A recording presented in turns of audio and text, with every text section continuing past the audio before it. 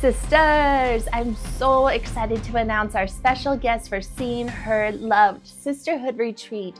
Meet Vanessa Florio, Confidence and Transformation Coach, joining us to lead the Seen pillar. She'll guide us through powerful practices to help you embody confidence, your own presence, and truly be seen. Together, we'll explore the 3 pillars of soul essence, what every human longs for: to be seen, to be heard, and to be loved.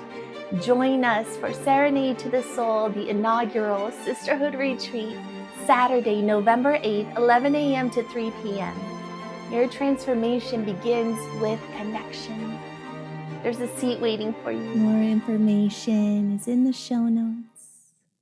Hey friends, welcome back to Serenade to the Soul. Today we're diving deep into the places that hurt and heal the most, our relationships.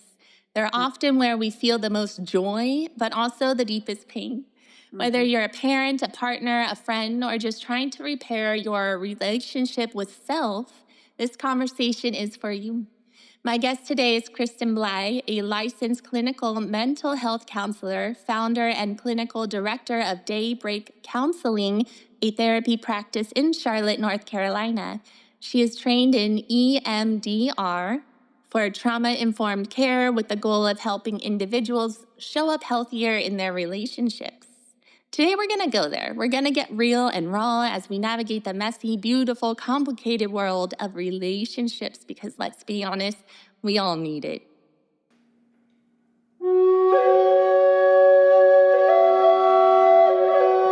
Welcome to Serenade to the Soul, a yoga and wellness experience. I'm your host, JackieOM. Kristyn, before we begin, what is your origin story for yoga and for counseling?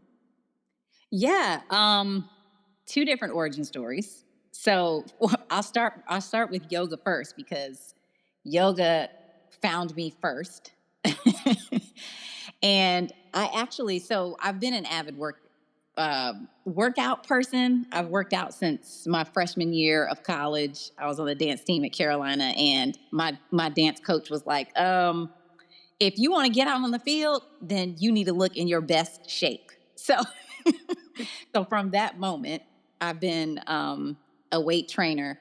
But something happens when you turn 30-ish, 35-ish, and your body needs something a little gentler.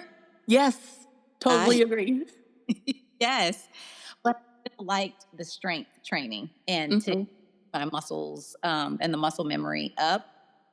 I was actually in Denver. I think I was in Denver, and was invited by another mom of a player of a baseball, one of my kids' baseball teams.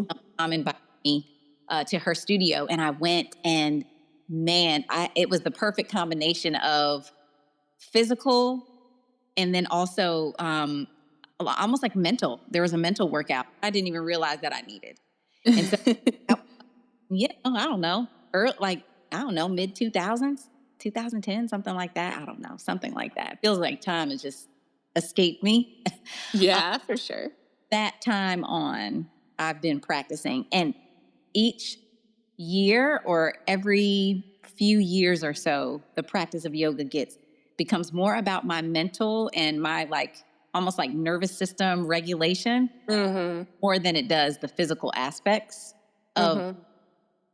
So just takes me deeper and deeper within myself every year. And how did you get into counseling? You said yoga came first? Yes, it did. And then I think that's, once you get in touch with yourself, then you start to actually maybe know what you want, how to get there. Absolutely. Yes. Yeah. I think that's exactly what happened. I sat down, I started to check in with myself. I realized I was bored because I was a stay-at-home mom. But then once my last kid went to preschool, it's kind of like you get the day to kind of discover, do, and I wasn't doing it. And I was like, there's got to be something else. So I started to just kind of, again, connect with myself. I started to kind of search for answers. I am a Christian, so prayer was a big part of this for me. And I went to school and started on my counseling journey. It's crazy because, again, I don't understand the value of things until I start doing them. I'm kind of seeing this pattern as I'm saying. But I had not had therapy before. And I was in my 30s. I had not had therapy before. But when I went to attend my first counseling class, I was like, oh, this is exactly where I'm supposed to be. And then I therapy myself, and my world opened up incredibly. It was so that's my origin story. I've been practicing as a therapist now for about 10 years. Time flies. And one of the things that that we didn't mention in my introduction is that I'm also certified in emotionally focused therapy, which is marriage, couples, relationship therapy, solely focused on just that attachment. It is my sweet spot, and I love it. Well, let's start there then, because yeah, we all need this. You work with people at all stages of relational struggle, from the ones barely hanging on to maybe those just wanting to deepen their connection, or like a preemptive kind of meeting. I'm curious, where do you notice most people are hurting right now in their relationships? Maybe in marriage, and then wherever else you want to take that. Yeah, I think what I'm starting to notice is that because we kind of evolve, our language evolves as people, the more years that we have and the further out we go into, I don't know, infinity. What I'm noticing is that people are really desiring to be seen, known deeply. We may not always have the words for that, but where I'm seeing like the most hurt is, just being misunderstood, not known, not being fully seen, and not having that kind of safety or that security within their relationships to be able to be known and seen. If that. And do you feel like it's hard because I can definitely relate to this at points. It's like up and down, in and out, back to center, always returning back, back, back. What do you think the lack of language, like you mentioned previously, affects this ability to communicate what we truly want, especially when emotions get in the way? It's like, Yes. at least for me, words become harder to access because the floods of emotions kind of take the front row. So, how do you help people articulate, when and how to address feeling unseen, unheard? Yeah. I, as a therapist, I let people decide. Yeah. But for myself, like, it has been a lifelong journey and work for me to slow down. That is the key, slowing down enough to get in touch with yourself, to know what it is that you want and to ask for it. When I sit with people, that is also the key. Just being a non-anxious presence for somebody who is trying to figure out like what it is that they need, or how to ask for what it is that they need. That is such a gift to other people. Being a present and being like slow, being curious with them, asking them questions, because, a lot of times in relationships, we feel like these emotions that kind of flood and kind of well up within us a lot of times is like frustration and anger. We see it as, oh, this we're focusing on the other person and what they've done to us, rather than being able to kind of see that anger or frustration that's coming up as a doorway into something deeper. Oh, gosh, I love that. Yes. Know that we have no idea. We don't have language, first of all, but we have no idea that that's a part of our human experience. That anger, yes, is one of our kind of primary emotions, but also anger is a doorway into something that's deeper, more vulnerable, like sadness, fear, a lot of times shame, and that our heart and our brain are always trying to protect us from having to. So we don't recognize, because we're moving so fast, that could be what our anger is trying to show us. And so that is what, my skill set, that's what my passion is helping people take the time to slow down so that they can be curious about where that door is trying to lead them. Absolutely. When you sit with couples or individuals and that you encourage this slowing down, what types of tools or techniques do you offer? Do you do it in session or give it for homework? Both? Yeah, like I'm not a homework person, although does not look like worksheets and reading books and things like that, because what I have found is that people don't need one more thing to do. Or it comes, here's how I like to describe it. It's like the difference between a diet and a lifestyle change, right? Is all behavioral, right? We're focused on like restricting something, or we're trying to add something in. It's very behavior based, but a lifestyle change are these like slow habits that you build that start to feel natural to you in your body. Yes. And that is sort of how that's my philosophy on therapy too. It's like when I sit with individuals and couples, I'm sitting with them with a sense of curiosity, a sense that like I know my eye is prepared and has studied to kind of listen differently. So when people are getting frustrated and angry, I know that's not necessarily just frustration and anger. There is something down underneath that they need to take. So I take time to just be curious, kind of asking questions, tapping them into their bodies, paying actual physical sensations that are coming up with their bodies, and asking them questions like, if that feeling could talk, what would it say? Yeah. And these are questions that people are not used to being asked. And so sometimes it takes a minute for them to be able to kind of like sink down in and get the words to describe what it is that their body is telling them. And so that is, the way that I do that. And then when I am getting curious with them and they discover something that maybe they didn't know before, or their partner had never heard before, to turn and tell their partner what they just learned and what they said to me. So with that, they're getting an experience. They're getting these lifestyle changes, these these habits that are starting to like almost like they get a feel for it in their body, so that they're not so scared to do it when they're out around. And so that's the piece that I try to work into my sessions. I really appreciate your focus on listening to the body and sensation, because we all know in yoga, the body is your truth. It speaks through sensation, and it doesn't lie, and it keeps the score and holds the story. Where is there something common amongst your clients or just your experiences where people often tend to feel sensation when it comes to being emotionally stuck in their relationships? Absolutely. A lot of times people are feeling it in their gut, like a throb that shoots all the way up through their chest when they're in their relationship.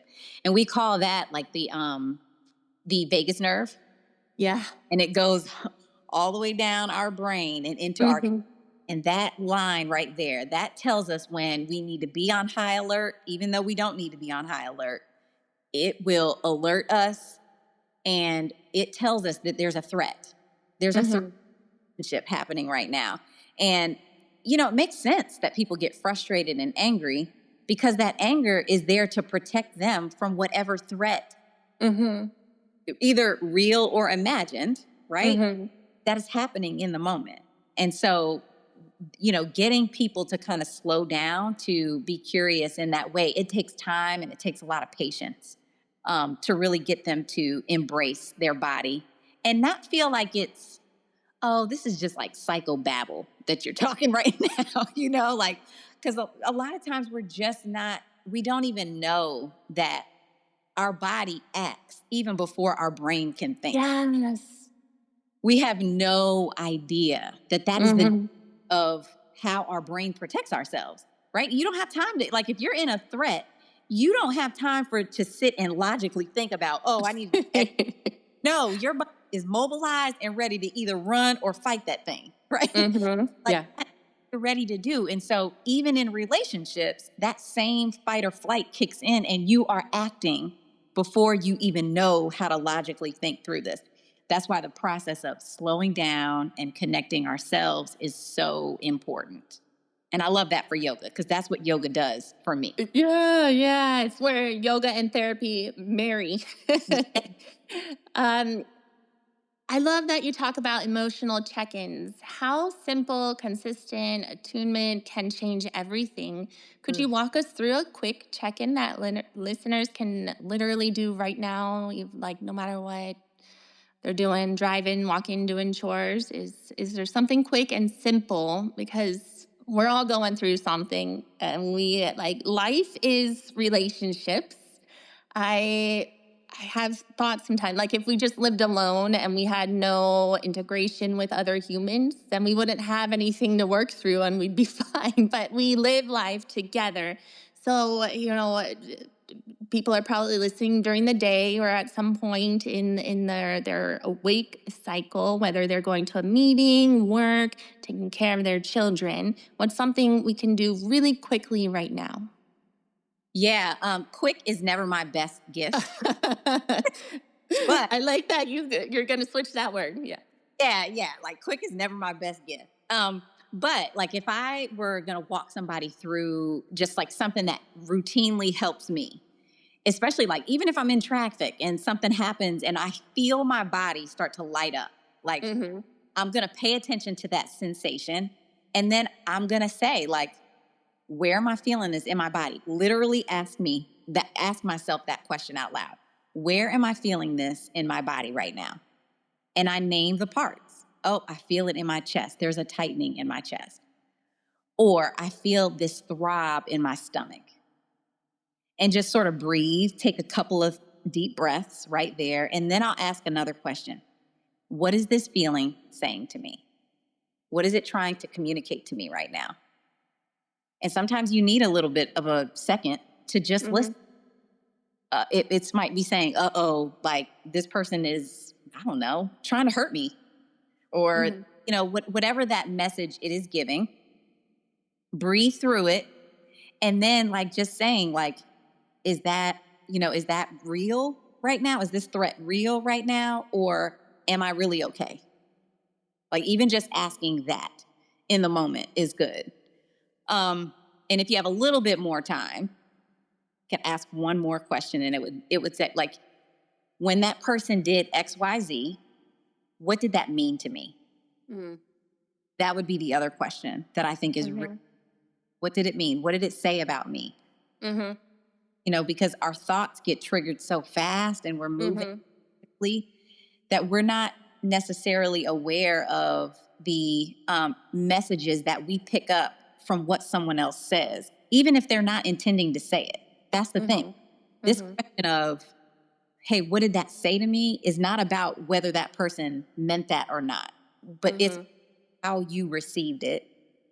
And just being able to understand why it, triggered you so much. That is great information in and of itself. It's so helpful.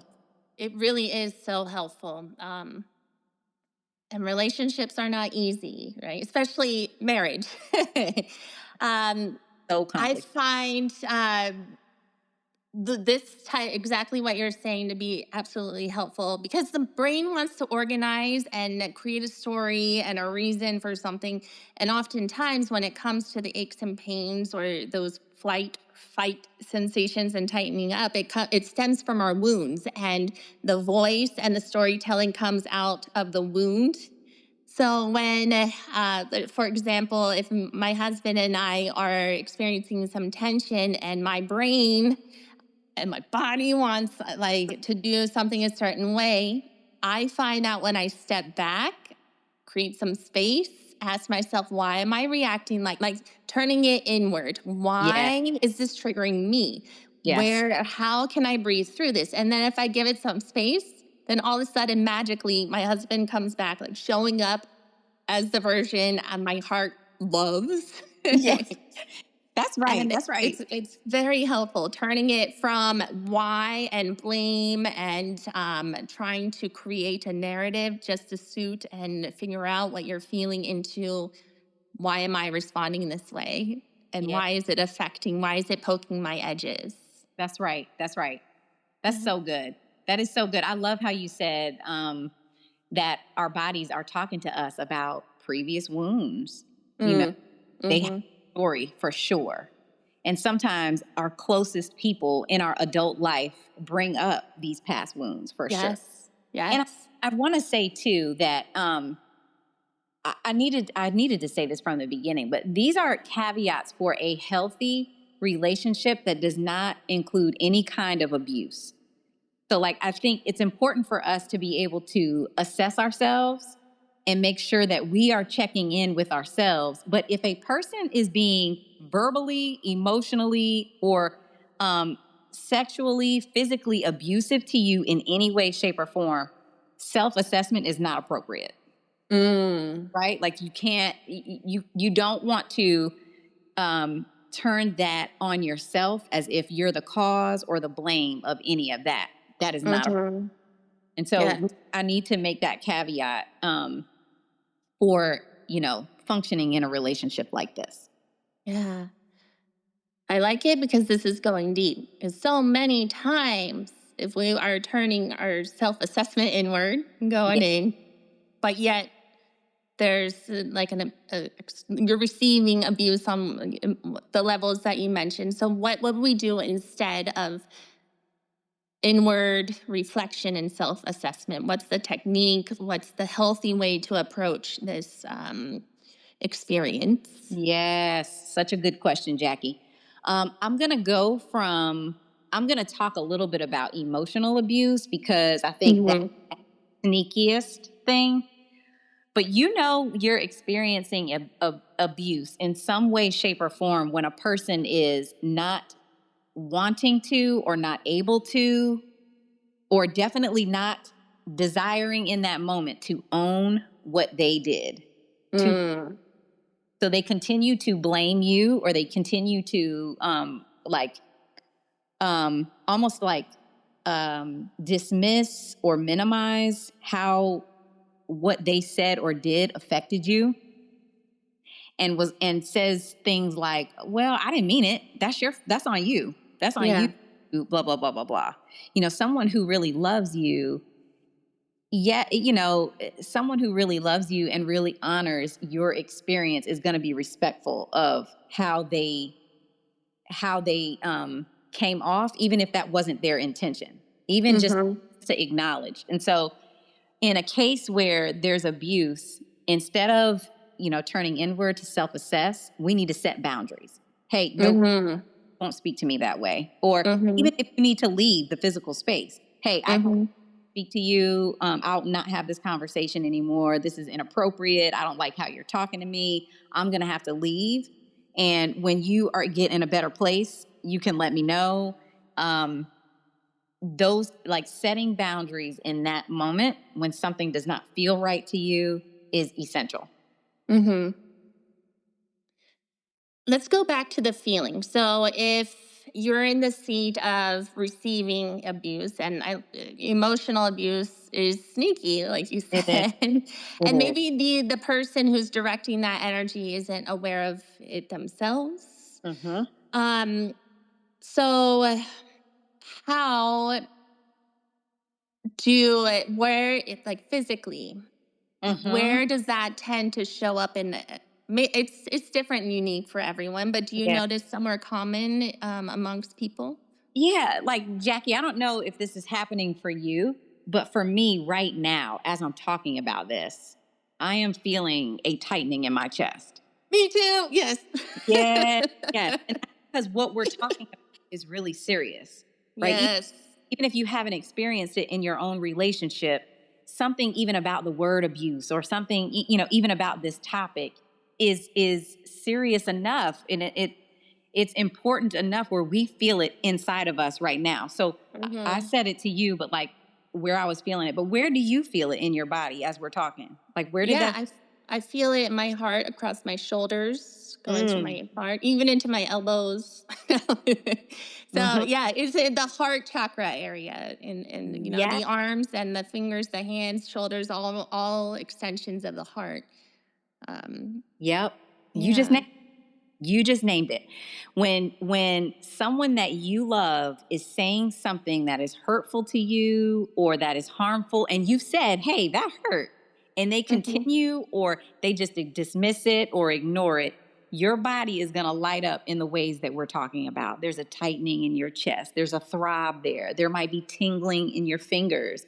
There might be a stiffening in your shoulders and in your neck, and there's a tension, maybe even in your teeth that like, you know, your body is threatened at that moment, and your fight or flight is on high alert.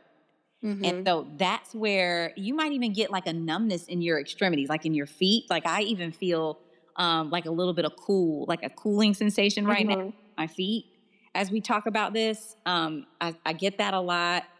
And so sometimes it can make it hard to leave a space or to walk out of a space when your body is sort of betraying you in a way, right? In those moments. But just to answer your question and to kind of go back, the common areas where people would feel this kind of sensation in the presence of some abuse, emotional abuse, is right there in the core of your body.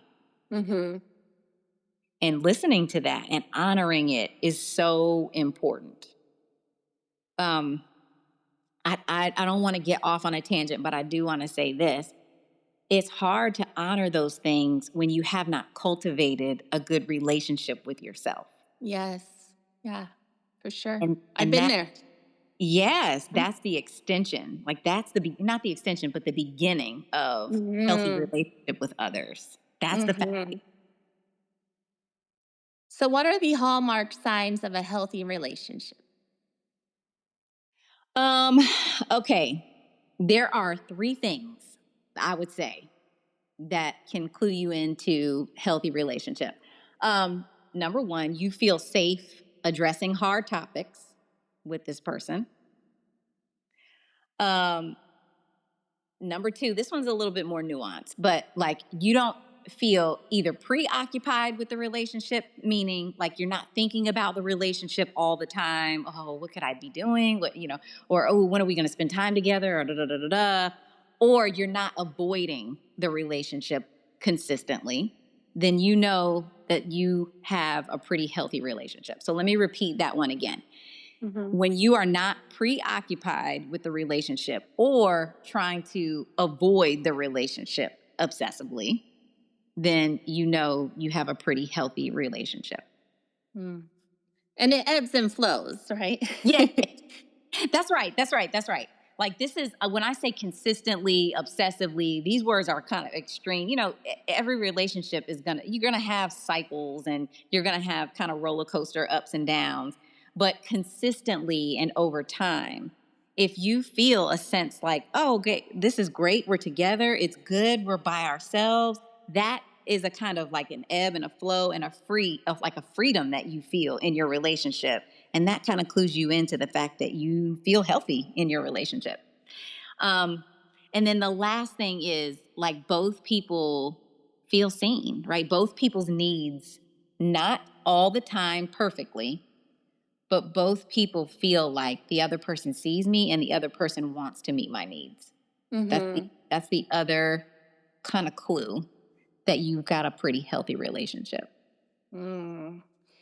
So for kind of cycling back to the person in a partnership who is consciously or unconsciously doing the abusing on whatever level, how do you, as a counselor, and techniques that you can give us as listeners to apply in those moments when we need it the most, how can we turn not feeling seen or heard and articulating our boundaries and what we need in an effective way. Because most of the time, I feel like the person doing the abusing doesn't see that they are in the wrong.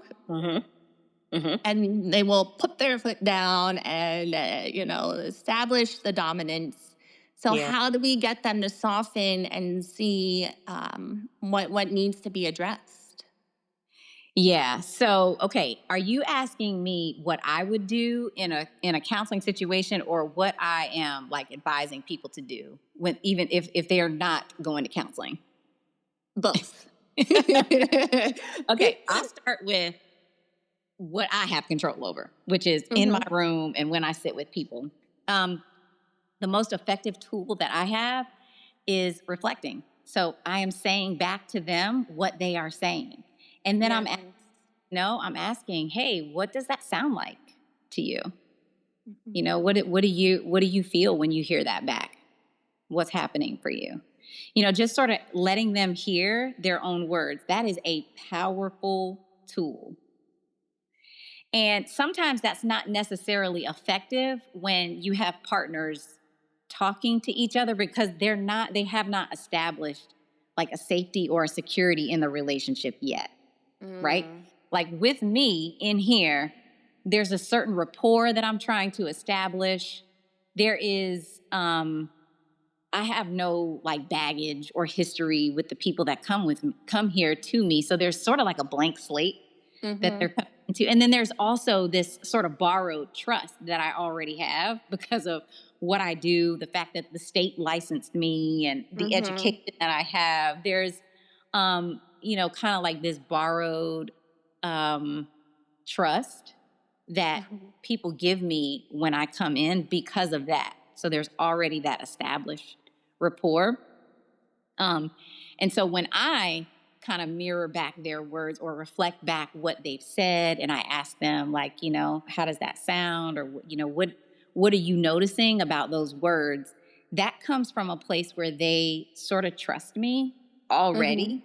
They don't, there's no defensiveness necessarily, because they know that I'm not trying to attack or trying to harm in any way most of the time.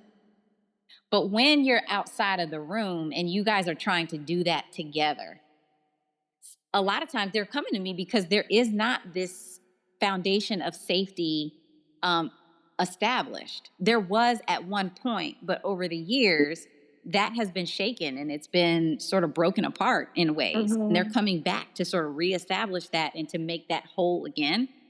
And so it doesn't always work as effectively when another partner is just repeating back. Sometimes, the other partner can feel like there's an agenda or you're trying to twist my words or, so sometimes that's not always helpful. But in the room with me, that's one of my biggest tools and my biggest interventions is to kind of repeat back what they've said. And sometimes I'll make an observation about like what I saw as they said it. I am constantly trying to, I'm not necessarily dealing with the content. So people come in and sometimes they're like, tell him he's wrong because he didn't put the top on the toothpaste, or the toilet paper came from underneath the roll instead of on top of the roll. They want you to kind of deal with the content. But I'm looking at, again, like the process. Hey, what did that mean to you when put the toilet paper on the roll correctly? Like, what do you say? Oh, it says to me, like, they don't care. They don't care about me, right? Like, that's what we're fighting about. That's the, I don't think I've mentioned this, but the attachment wound, right? That is being hit in that moment. And that's what's coming out as frustration. And so slowing that down, allowing people to hear their words, just kind of asking, being curious with them is my best intervention, my best tool in the room with people. In terms of what I would suggest with people outside of the counseling room is curiosity. Like that, that is, man, your best tool. And it's also one of the most difficult things to do, because when your body, again, remember how we said, when you're triggered and you're in battle mode and your body feels threatened, it doesn't have time to sit and logically think about how to ask a question and be curious. And so the discipline of learning how to regulate yourself is so important. And the other thing is to not assume that your partner is trying to harm you. Right? Because when we can come from a place of, oh, my partner just said something, it didn't hit me right. Oh, that really messed me up, and I'm really hurt by that. But I know that they love me. Like, that can slow you down just a millisecond to be able to say, hey, that, I don't know if you meant it like this, but that's how that sounded to me. Is that what you meant? What did you mean by that? Or like, hey, that really hurt when you said, being curious, kind of cultivating this culture of curiosity in your marriage and in your relationships, period, is really important. And both people have to be on that journey. It cannot just be, well, yeah. I want to say that. Both people need to be on the journey. You don't have to be at the same place in the journey at the same time. One can be growing a little bit quicker than the other. But both people have to be open to the curiosity process. When you see partners come in, is there usually one who doesn't want to be there, one who really wants to be there? What is your experience, and an extension of that? Like, if someone wants to encourage their partner to go to therapy, and their partner doesn't want to, how do we get them into that place? Yeah. Okay. I need to say this too, because I don't think I said this, but you cannot make somebody do something they don't want to do. Yep. Like, when we talking about boundaries, you have control over yourself only. Your needs, your words, your actions, your wants, your desires, like your interpretations of things. That's all you have control over. You cannot force, you cannot make, you cannot guilt, you cannot manipulate. You can't do any of that to make somebody want to do something that they just don't choose to do. Now, with that said, okay, wait, repeat that question again, Jackie, so I can make sure I'm staying on focus. Sure. Yeah. Because therapy, even if you're not going through a hard time, right? There will be hard times. Maybe it's just like understanding each other, whether or not, whatever scale of intensity, repair or prep the relationship needs. If one person really wants the other person to go, how do they get that person there? And when is the point when you know that therapy would benefit? I mean, I can guess what you're going to say at that point, but I do like how you said you can't make someone do anything. So how does the person, the partner in the relationship who doesn't want to be there and who shows up, how did they get there? Yeah. Okay. So first, one of your original questions, which I think is really good, was like, do I have couples that sit with me where one partner doesn't want to be there? Absolutely. Rarely do I have both partners. Yeah. It's the typical situation. Yeah. That's right. That happens more often than not. That's more the rule rather than the exception. So when I experience partners that don't want to be in the space and don't want to do that work, I honor that, because that's where they are. And I say that, I reflect that. Like, I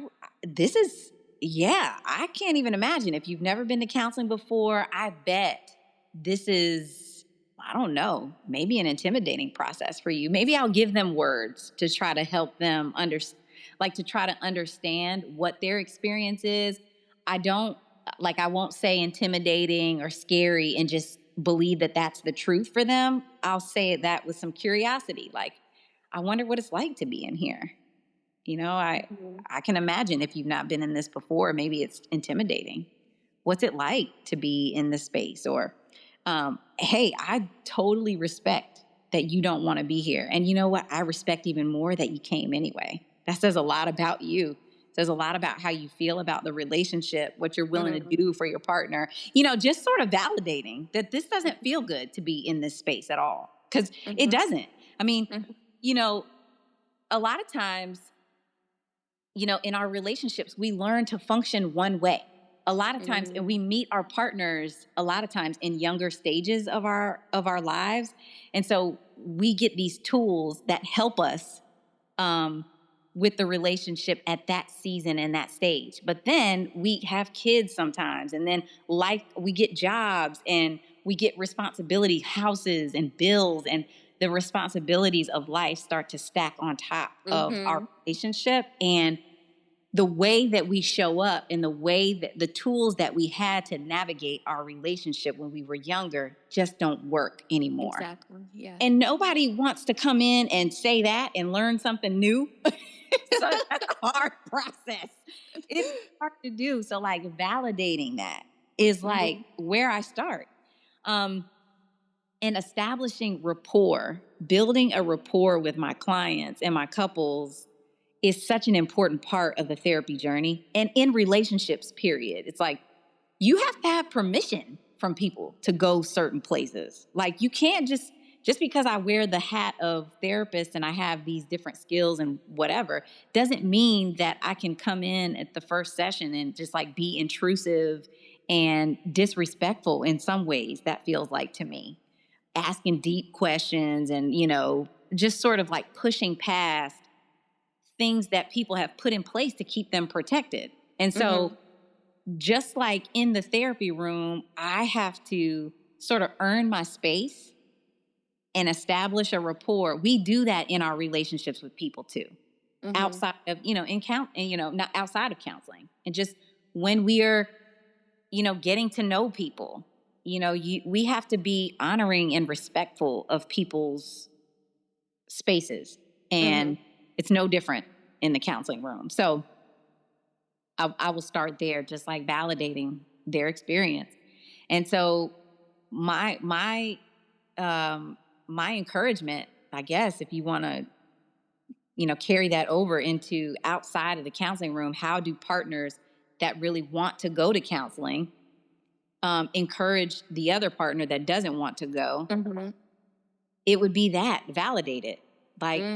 I get that that's not something that you want to do. I hear that. And I think that I want to respect that too. It's just, it feels like we're stuck. We need help.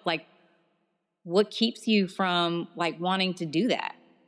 Maybe just asking, being curious, and continuing to honor that this is a boundary for you. I'm not asking you to give it up.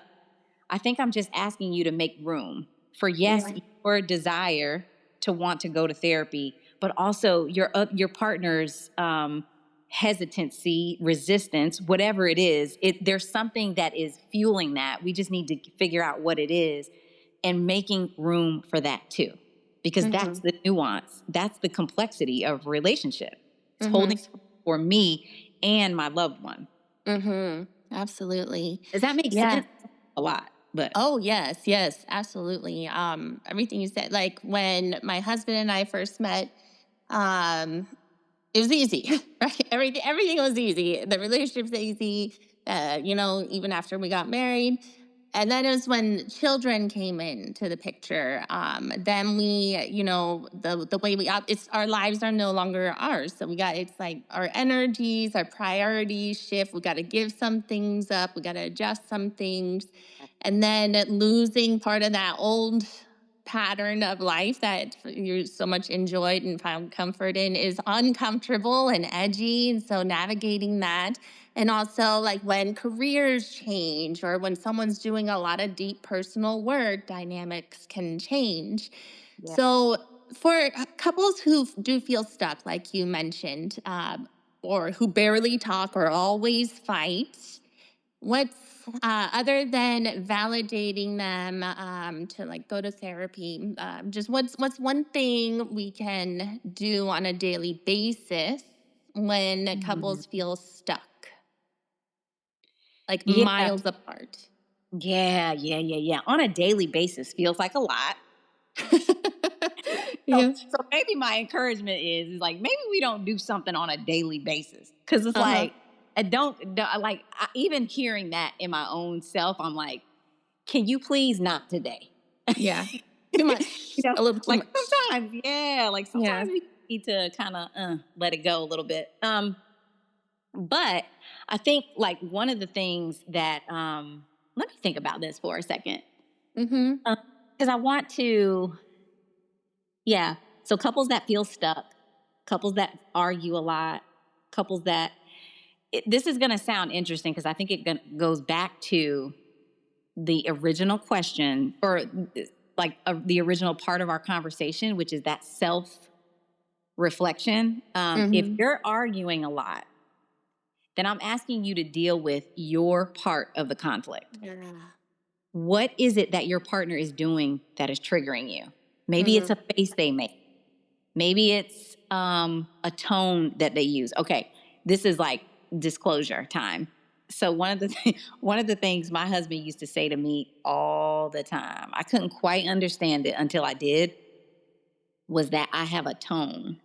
Oh my gosh, it would shut him down. I think it sounds like this, right? It's the therapy tone, where like sounds so certain of something, and you Yeah. like passionate about it, and like I'm like going in and I'm asking him questions, and he, is not necessarily as fast with his words and doesn't process Mm-hmm. quickly as Yep. I do, and that would like it would be overwhelming to him, and he would Mm-hmm. literally shut down, and like he would get so mad. So like Mm-hmm.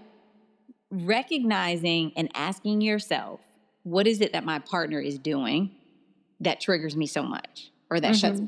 whatever that thing is, right? And then again, like doing a little bit of self. When he or she does that to me, what do I feel in my body? Mm-hmm. And then what do I do? How do I respond to it? For me, when he would get shut down or he'd get overwhelmed and he would be like avoiding, he would walk away or just Yep. shut down. Like, I don't know.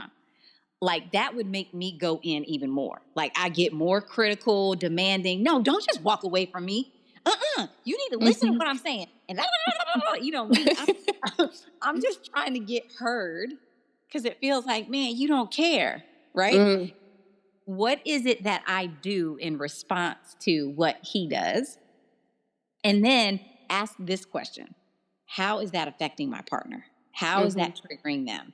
And then Mm-hmm. you can kind of like almost like retrace. Maybe you can't go a level deeper, but just knowing what is it that they're doing, how is it triggering me, and how am I responding?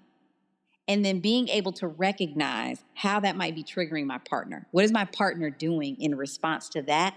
That Mm-hmm. right there is huge. And just taking some time to understand. And when you can understand what your actions are doing to your partner, then you can decide, okay, how can I dial this back? Yeah. Or if you're an avoider, how can I lean into it a little bit more? Instead of just Mm-hmm. how can I engage my partner just a little bit more? I just want to take a moment to speak from my heart. Creating this podcast, these conversations, these deep dives, this soul work, it's something I pour so much time and energy and love into. I really feel a purpose here. And right now, it's unmonetized. It's truly a labor of love. If this podcast has been nourishing you, if it's brought you comfort, inspiration, or maybe just a reminder that you're not alone in your journey, I'd be so grateful if you could help keep Serenade to the Soul alive and thriving. These are a few simple steps, beautiful ways to do just that. You could subscribe so you never miss an episode, rate and review the podcast. It really helps others find this community. You could share it with a friend who might need it. And if you feel called, you could drop a little something, a little love into the PayPal piggy bank. The links are in the show notes. Truly, any amount helps. It all goes toward keeping this space sustainable so we can grow and thrive together. Thank you from the bottom of my heart for being a part of this journey with me. I really, truly couldn't do this without you. Now, let's get into today's episode. Everything you just said reminds me of, and it makes me think if this is like a female male dynamic, but my husband also says I have a tone. It's like a teacher tone. And I guess it's the same thing that you just articulated with you and your husband. I know I've heard this from other women too. We're the ones that we can make clear points. We can get direct. We want to resolve it now, and then the male or, husband shut down. And when I started to notice, like, my husband would walk away. Like, he'll say some things that, aren't comfy and cozy, and out of reaction, out of feel, like, because of that how he's taking my approach, which is, to me internally, I think I feel calm and collected, but apparently there's this tone coming out. So when I learned, okay, he's walking away. I'm okay with him walking away now. I know he's not avoiding it. He just needs to cool down. Yeah. And he'll respond much better when he comes back, once he's had his time to process. Because, like you mentioned, it might be overbearing, overwhelming, and the person on the receiving end can't process all that cleanly and neatly. And what triggers is anger, is that flight or fight, is that reactionary responses that are based out of survival. And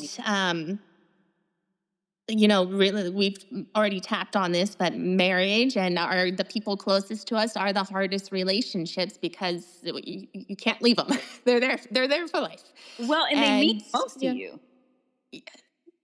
They mean the most to you. Yes. Yeah. Like, there's no one in the world that means what my husband means to me, right? And there's can make my world right again more than he can in this, so it's just that we can't leave, it's that, like, what you say and do means the most to me.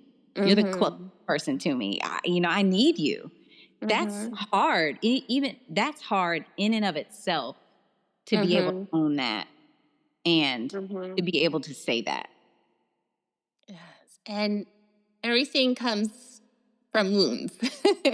Yeah. So, like, our wounds start in childhood, and then we have all these adaptive behaviors and responses and habitual living patterns that we're not aware of because they've kept us safe and familiar for so long. Like, like having the toilet paper in or out, having the toothpaste put a certain way, or just the things that irk us could be signs into the wounds of that person or our own wounds.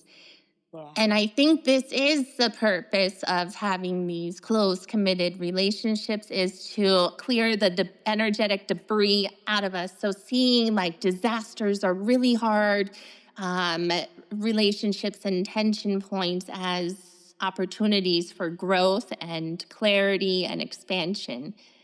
Yes. How do we hold conversations about wounds and navigating the wound and discovering what they are without the background knowledge as a clinical therapist or someone who's really doing some deep dive in self-work? How do we get there? So I'm just going to say, Jackie, like, I don't see how that's possible. Like, I don't, without doing some kind of self-work and, like, growth, there's no way you can get there because you always stay stuck in the same pattern. You don't know to do anything different. So, okay, what I'm thinking in my head is that, like, this is all about kind of self-awareness. Self-awareness we don't gain self-awareness in a vacuum, just being by ourselves. Like, we people are mirrors. And so Like, people are mirrors of the things that are going on inside of us. And so if we could take a stance of not being so defensive, so like a non-defensive stance, when someone that you love and care about is giving you feedback about how you've made them feel, or something that you said, or even something that you just do in life, if we can take a non-defensive stand, then man, we got good material to start to be curious about ourselves. Hey, what about what they said is true? Have I heard this feedback before from someone else? Because when you get similar feedback from several different sources, you know you need to pay attention. And is this feedback, okay, what is this telling me about myself? What does it mean to me?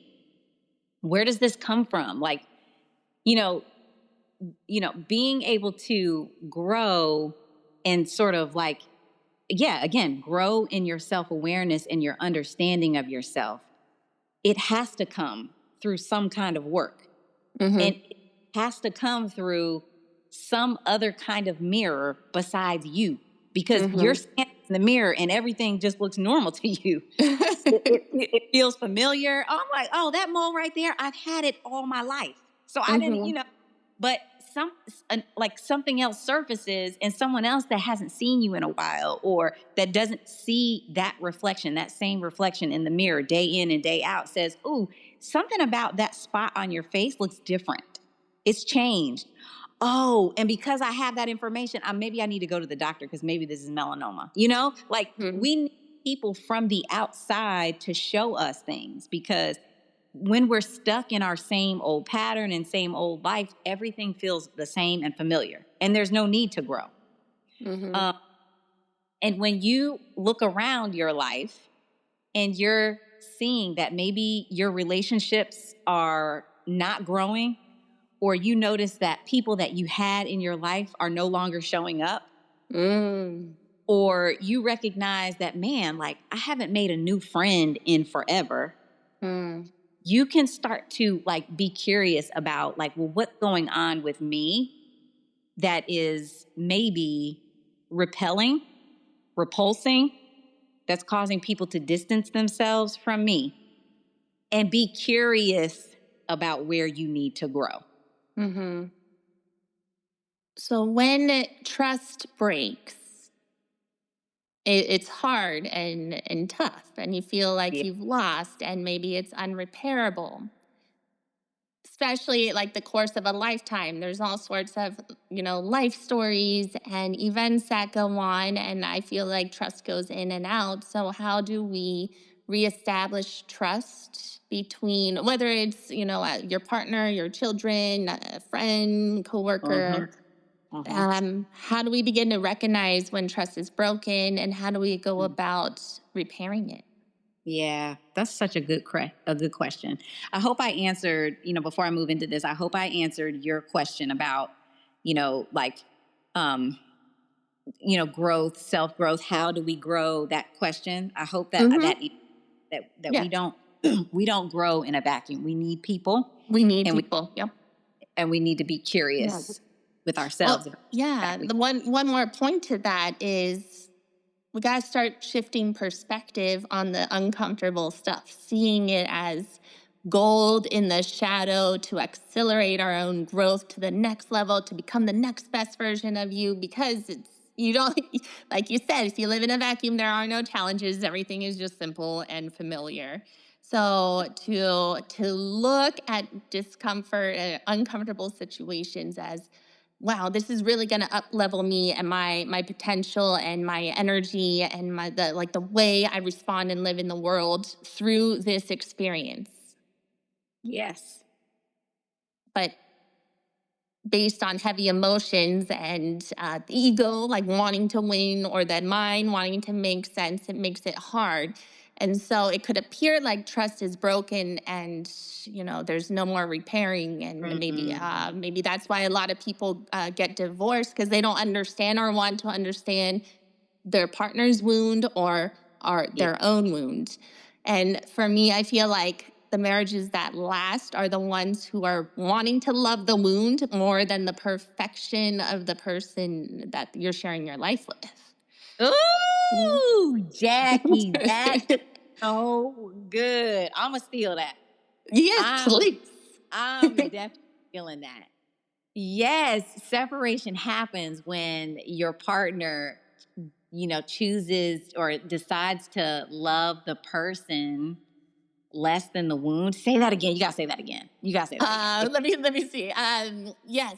So when partners decide to split because either one, they don't want to love their own wound or the wound of their partner more than the image of perfection or the image of the person or themselves that they fell in love with to begin with.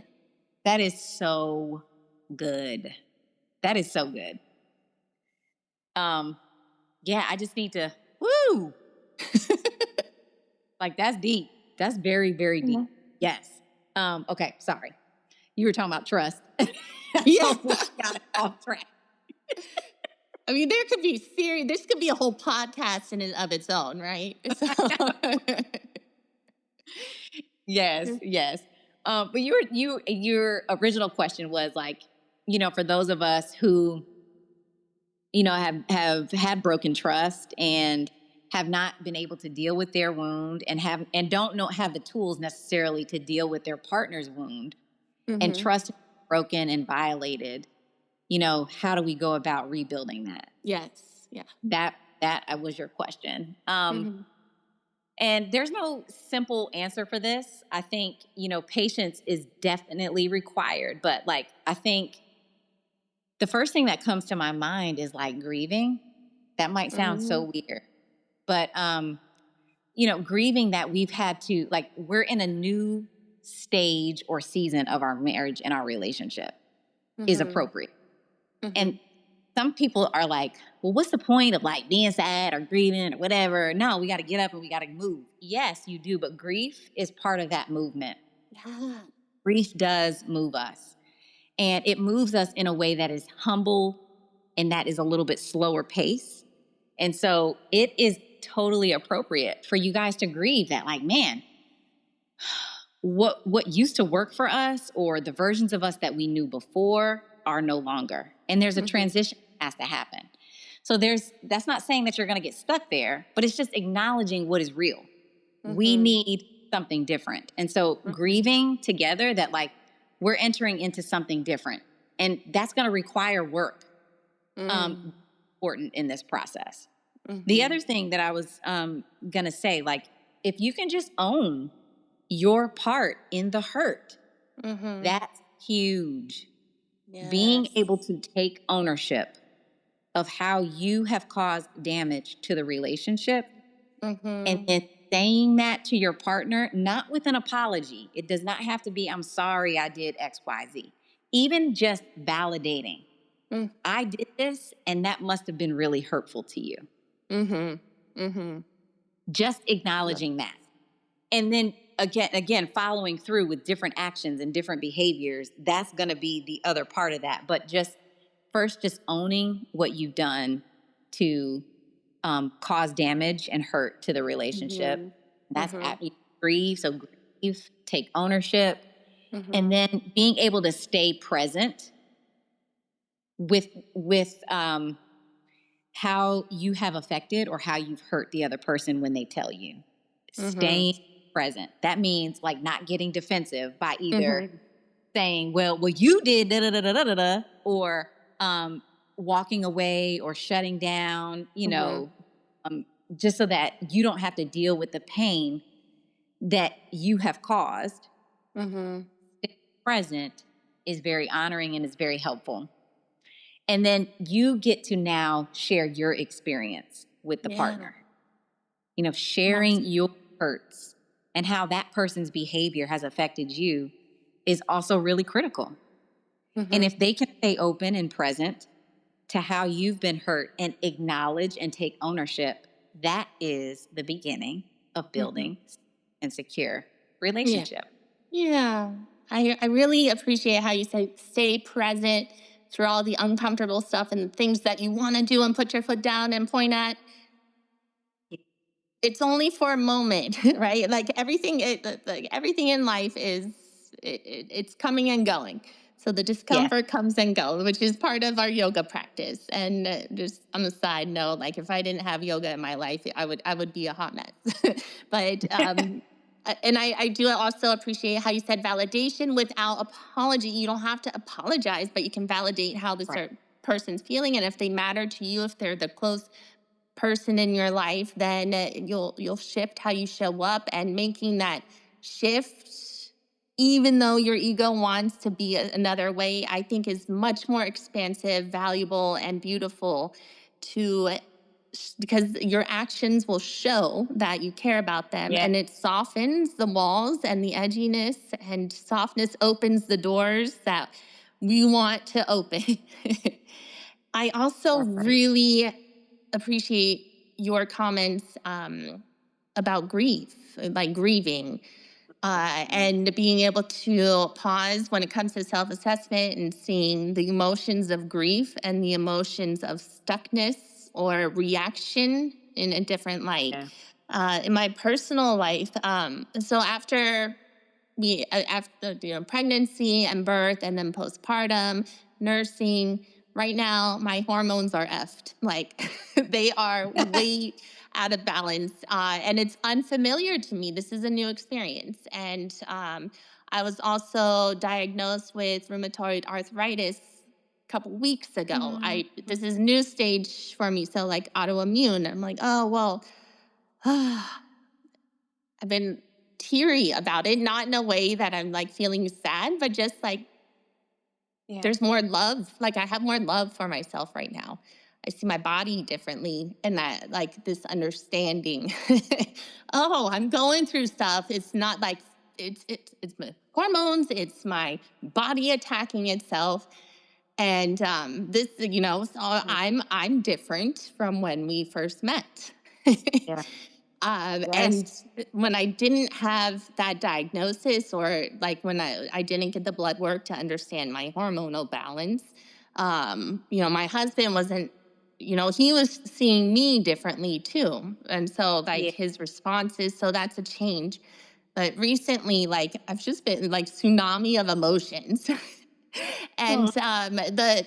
I'm really into the practice of manifestation, and manifestation is really like clearing your own junk, and to live the life that you want to live. It's not about the thing you want, or but how to show up as that person to live that better life. And so I've been tsunami of emotion.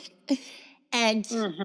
through self-assessment, I'm like, this doesn't feel like a reaction. This feels like a Mm. cleanse. I Mhm.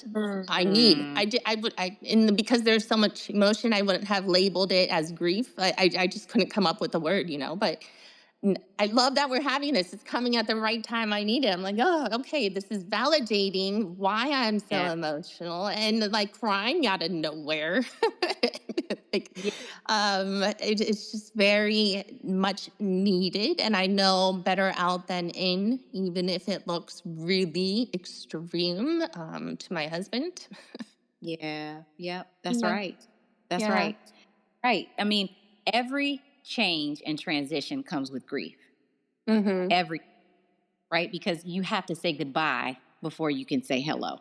Yeah. And for me, goodbyes are excruciatingly hard. I don't care Mm. what it is. They are hard. It's hard for me to step out of what I've known, the comfort of it, you know, no matter, even if it's exciting, like I'm going on vacation to the Maldives. Like Yeah. it does, leaving the comfort of something and going into something, it is hard for me to say goodbye. And so, there's a grief that happens every single time you do it.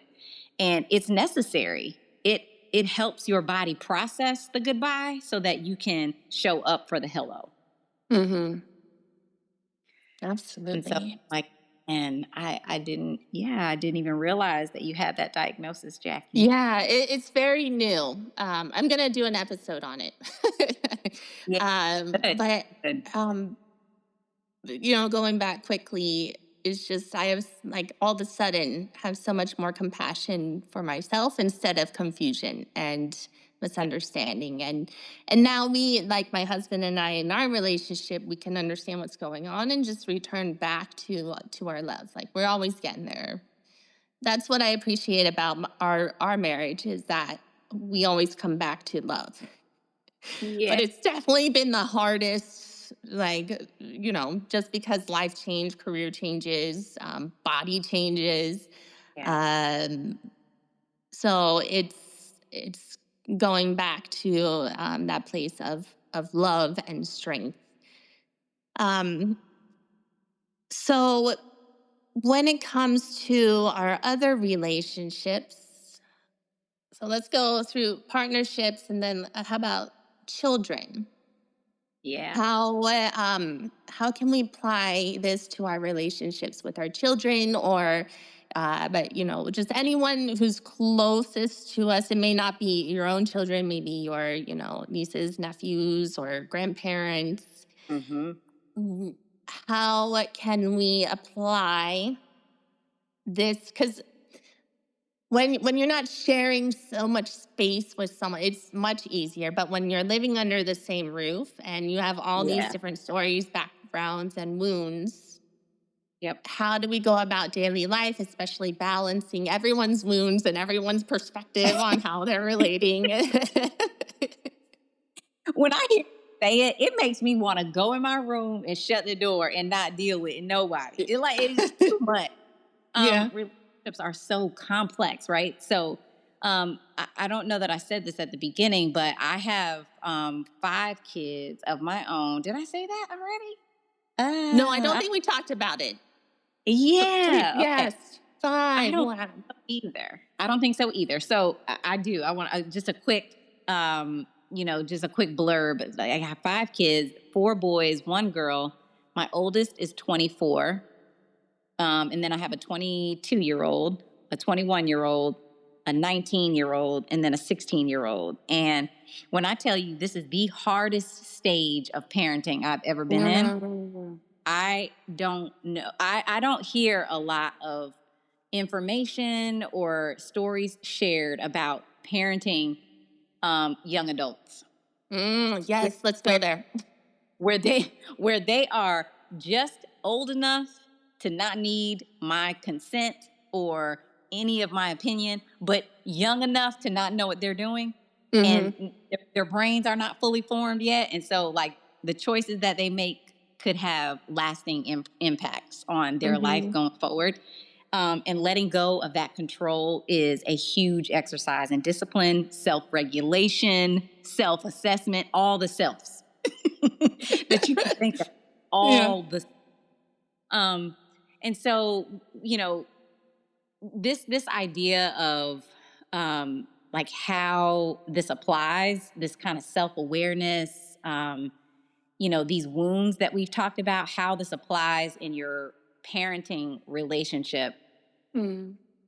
um our ability to be self-aware and understand our woundedness from our own childhood and our own like parenting impacts from when we were younger is huge in how we show up and engage with our kids. Mm-hmm. So if we're not real about the ways that our parents' parenting impacted us, then we will take those same things subconsciously into our relationships with our kids. Yeah. And I don't care if you say, I'm never going to be like my mom, or, oh, my mom was the best and I'm going to be everything like her.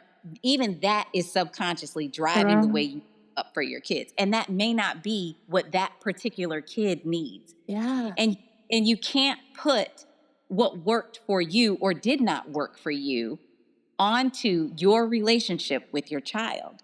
Mm-hmm. And so the more self-awareness that you can gain about how your wounds are triggered in your marriage, and even in your relationships with your kids, and being curious about what wounds there are there. You know, like your relationship in the present, your relationships with your kids, your relationships with your husband. Again, remember, they're doorways into things that have happened. Most of the time, they happened in your families of origin or the family that you grew up in, right?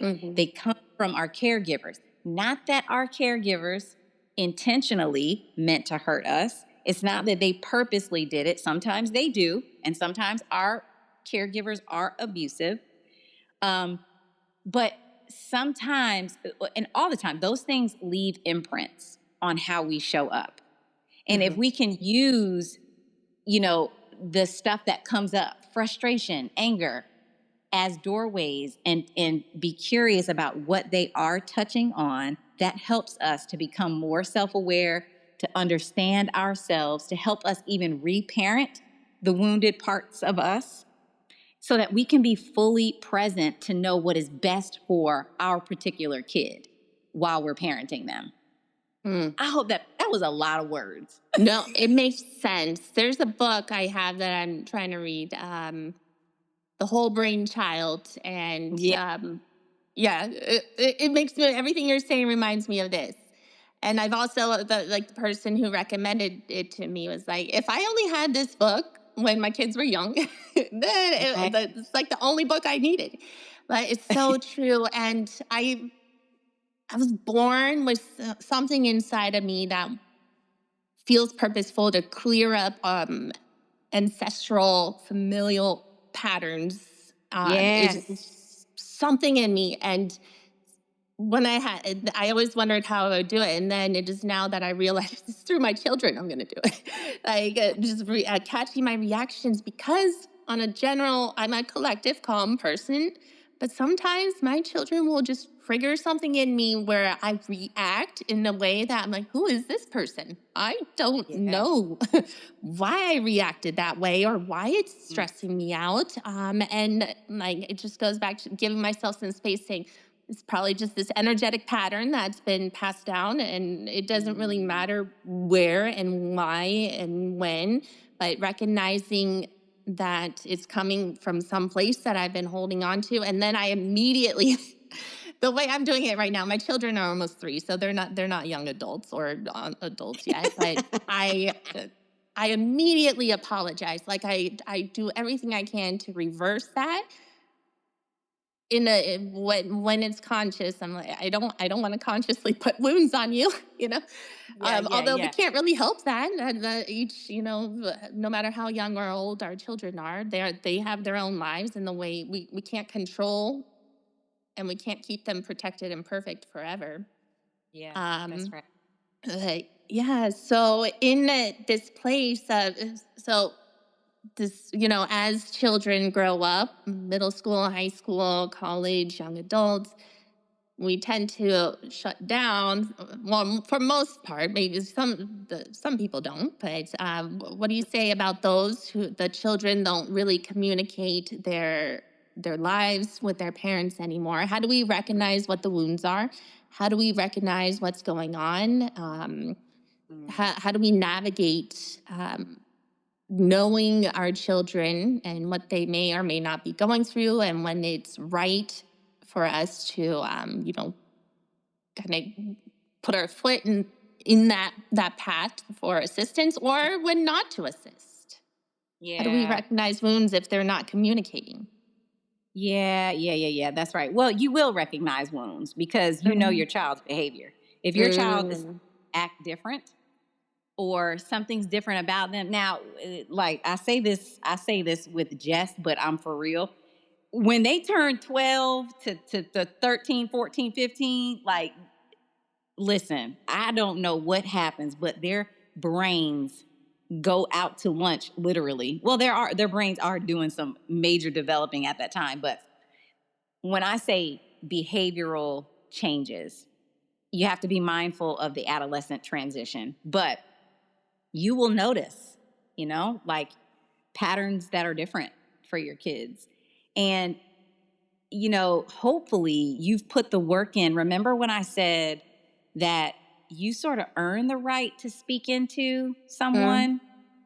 That that's the same for parenting. Now, when I say this, I'm not saying that that you don't have authority as a parent, because you do, but also your kids are not just seen and not heard, which I think that's been, our sort of philosophy kind of back in the day, is like, you do what I say and then period, sort of top down.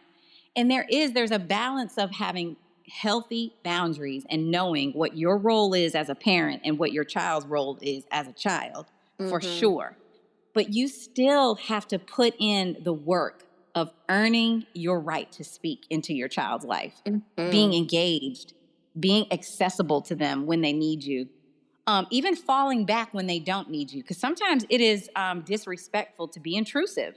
So like, even when your kids are 3 years old and they're playing and they're just fine, minding their business, having fun, they're not needing you, but then you go and interject or disrupt something that they were doing, that's disrespectful. That causes distress and anxiety in a different kind of way. So like, it's our role as a parent is so complicated, because like, I learned about this term when I was in school called the good enough mother.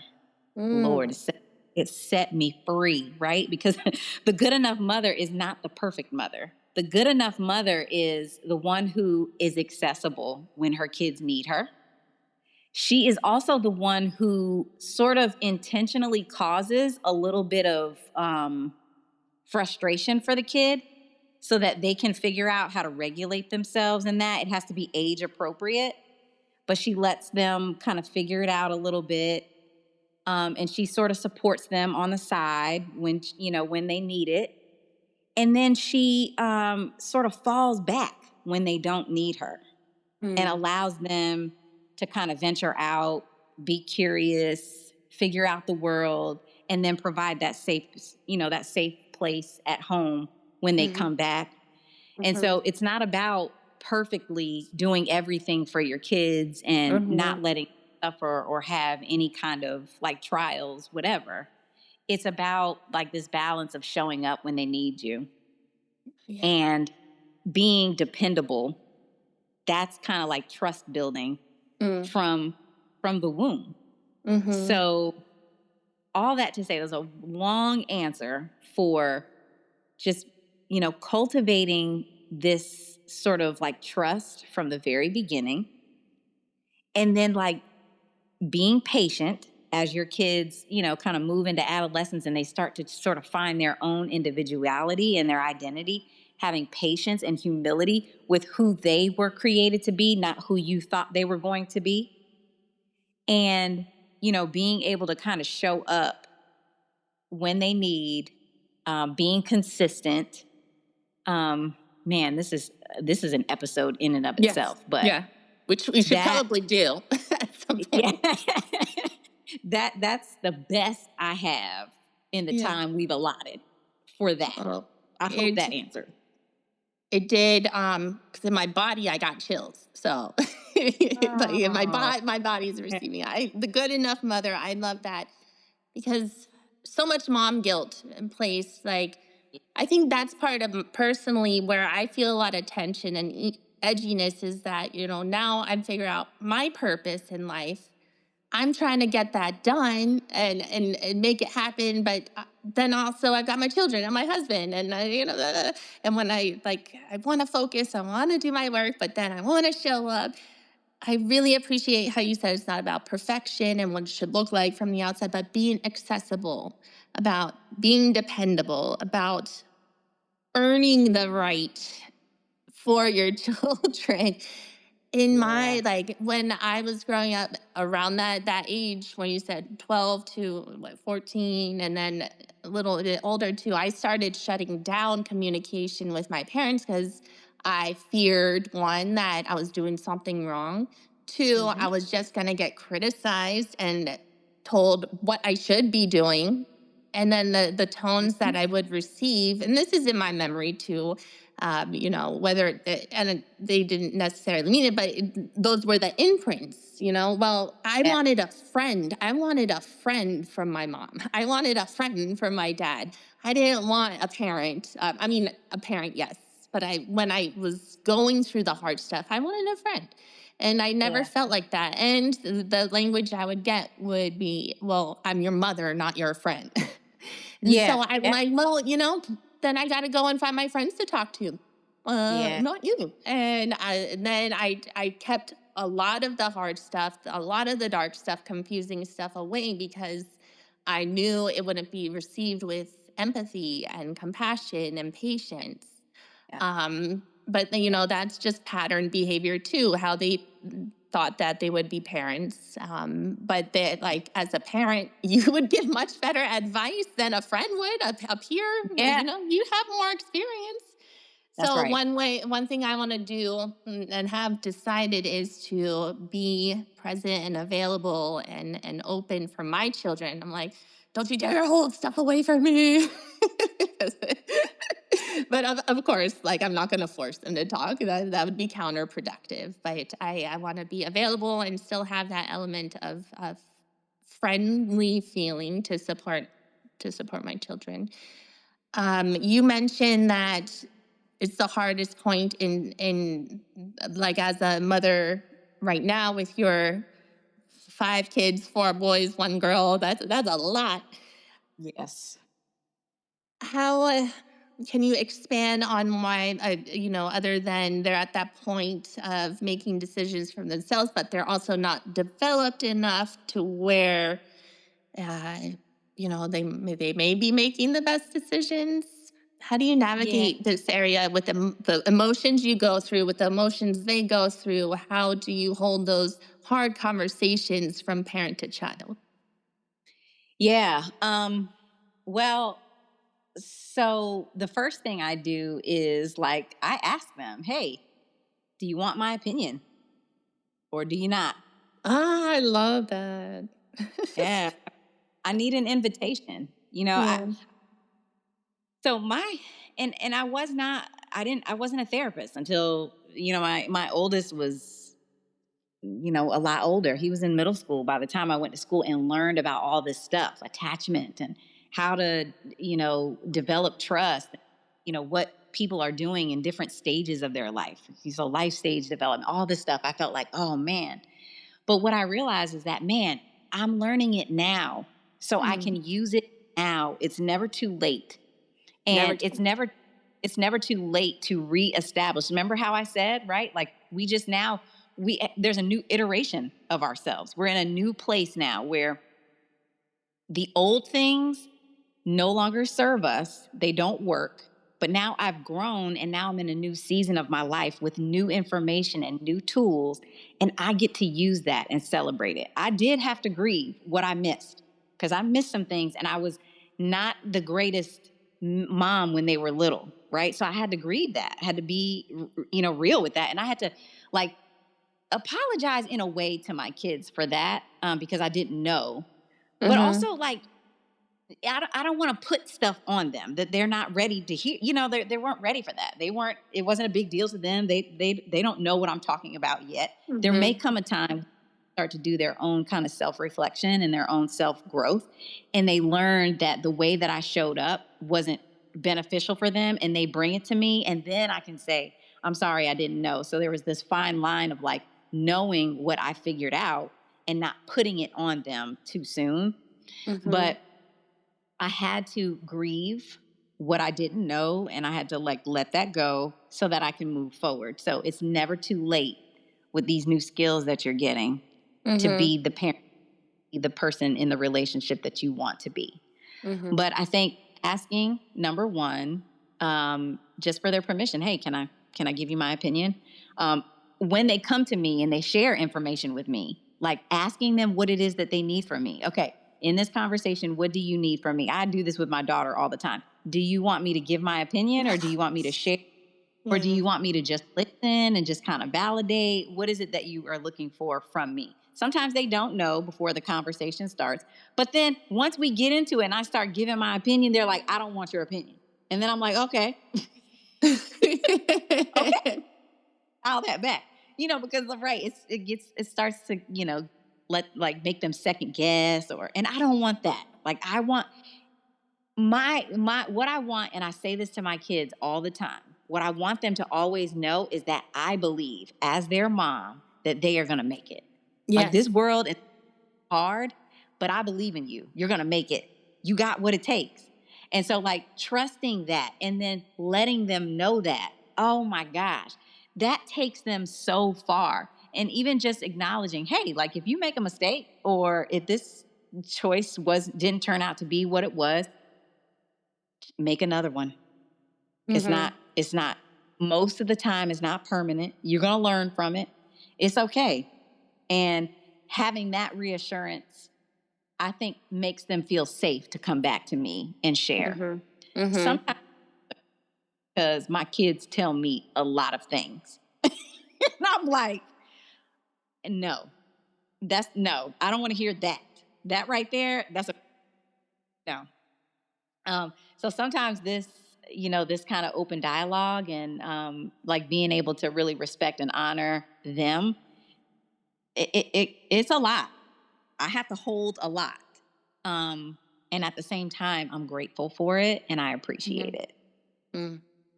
Yeah. Did that? Yes. That's what I have for that question. Now If that's good. I could have heard my parents say this one line, it probably would have erased a lot of my walls. What do you need from me in this conversation? Even like you said, Groundbreaking. if the child doesn't know, well, then you start giving them samples and then they figure it out. And I think that's also building a relationship with understanding themselves. So as they grow older and have their own relationship, then they know what their needs are and they're just not, just going all around and choosing wrong people or wrong paths. All things work out at the end, but some things are harder and scarring, and some things are less hard. Yes. It's groundbreaking. That one sentence. What do you need from me? Oh my goodness. And that's not like letting your kids run all over you. I just want, there's this like gentle parenting, and some people are vehemently against that. Like, no. But gentle parenting does not mean letting your kids do whatever they want to do. No, it doesn't mean that. It means being a soft place to land. It means respecting and honoring their emotions, helping them sort of like name what they feel, giving them space to be a container. It means being a container for some of what your kids have going on. And that, as we evolve as humans and we understand the importance of emotion and making room and understanding yourself, then that helps us to evolve as parents, as people, all the things. So I heard this one quote say, parenting is the fast track to enlightenment, because it really accelerates all those growth challenges, growth opportunities blast at you, and especially when you have 5 kids or you have a big family, and then you mentioned having to hold space for all their stuff. Let's take this as a segue into yoga. So how has your yoga practice helped you navigate your relationship with your partner, with your children, with your work life? How does yoga help us to handle all of our relationships in life, and begins with self? But how has your experience been? Yeah. So, I was telling this I had a class over at AFA that I led, and it was about relationships. And it came from it was pretty recent, maybe a couple of months ago, where I was laying in Shavasana at the end of a class. And that's, to me, like at the end of the class, when I have a little bit of clarity, that's when the Holy Spirit speaks to me, and he sort of like, I check in with him at that time. He checks in with me. He tells me these things. And there was a question that I heard within me that was like, man, what is this? What is the difference in your marriage now? What has impacted you the most in your marriage now that has made such a significant difference in the way that you show up with your husband? And my answer was yoga, because it has helped me learn how to regulate myself. And when you, like, I think of regulation as just a slowing down, an internal slowing down.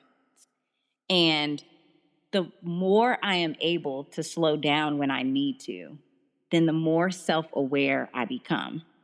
Self-aware not only of the things that I need in my relationship, but also how I am showing up in the relationship, how people are being impacted by me in the relationship.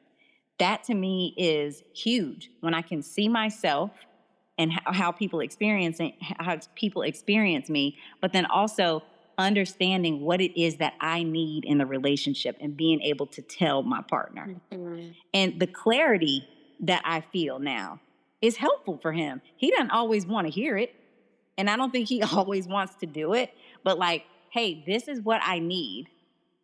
If you want to be with me, and I'm assuming you do because you are, then this is what I need from you. And then again, what do you need from me? Because it's not like I'm just going to tell you what I need and you just do all these things for me and then I don't bend or flex or change or transform for you. No, I want to be what you need too. Within reason, right? But yeah, I want to be that for you too. And so yoga has just helped me to slow down in my life and to connect with myself. And that makes me so much better in the way that I show up. Everything you just said, how when you're in Savasana is where you connect with something higher and beyond self, is the exact intention of Savasana, where we land. Like the energetic arc of any class is bringing you more and more to your authentic self, and is at the end where all the layers, all the baggage, all the tension that can melt and drain out of your body, your container, and you're just laying there in stillness, unbothered. Yes. Clarity comes in. Yes. And the higher self always whispers and won't scream at you. That's fear. That's ego. You know. Yeah. And the higher self is comforting, warm, patient, slow. Right. Yes. And this is the beautiful thing about yoga is, and whatever form you're practicing, it teaches you to be in your body, to live in your body. Because if you're not living in your body, then you can't connect to your higher wisdom through, because then you can't read the messages like we talked about, all those sensations that come up when there's struggle, the intelligence of your body communicating. But after all that, just laying in Savasana, having clarity is, we practice yoga not just for ourselves, but for everyone in our lives. Yes. Yeah. What would you say to moms or anyone in partnerships who haven't started a yoga practice? What is something you feel like they can hear right now that could help prompt them? Because yoga is a practice for life. It's not a lot of people come in for the physical, right? But it's so much more. It's a life practice. So what message do you think the listeners out there who aren't quite ready or understand what yoga is, if this was you, what would you need to hear right now? Mm-hmm. I think the first thing I would say is that if you're someone who's resistant to starting yoga, I would ask, like, what are you resistant? What is the resistance about? What's that telling you? Right? A lot of times they're just like, oh, I don't want to slow down. Why not? Mm-hmm. Right? Be curious about your own resistance and just the idea of slowing down. What does that bring up for you? And the other thing is that I would say be patient with yourself. Like it's okay that you don't want to practice. Mm-hmm. And the third thing I would say is do it anyway. Mm-hmm. Just go to a class, try it, then try it again, then try it again, and then try it again, and then again, and then again, and again, and again, and again.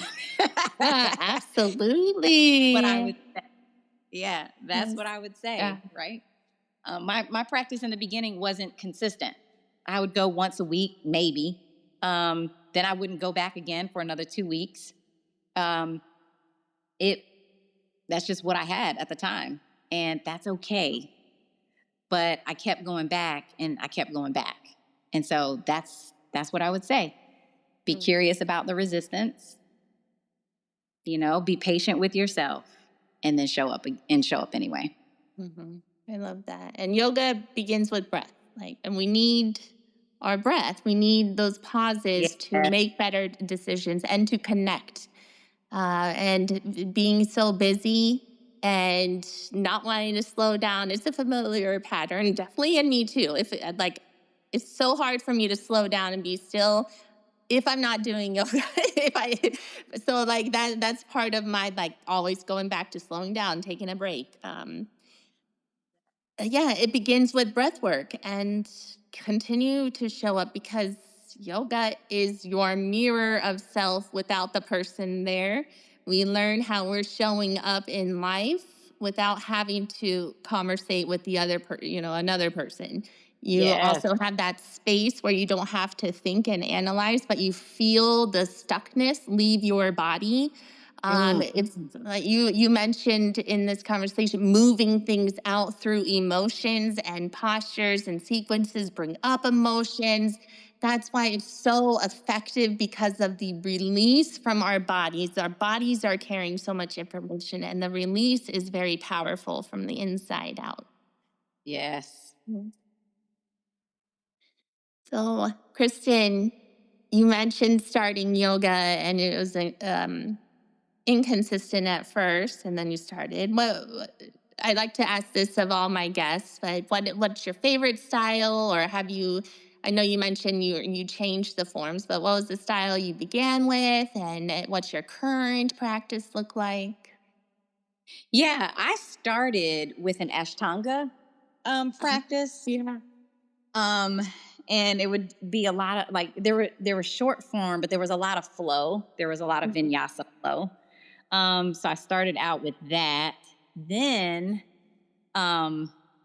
I went to a studio where they integrate yoga and weights, and that was my sweet spot. Yeah, So that's I could see that. Class. Yes, like a yoga sculpt class.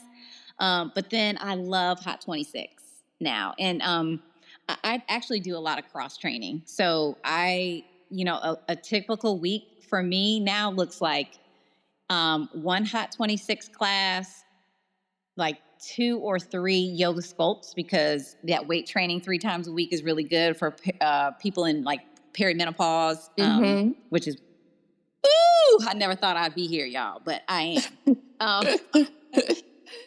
And then a yin practice, which is a slower practice. And then if I can, a power flow. I'll work that in. And I just like to cross train and kind of get all the styles in, but that's a typical week for me. Yeah. It's amazing. And I know you take some slower classes like yin too, to balance it all out. And yes, yep, that's in there. Yep. Yeah. I love it. Well, Kristen, our topic today is just so powerful.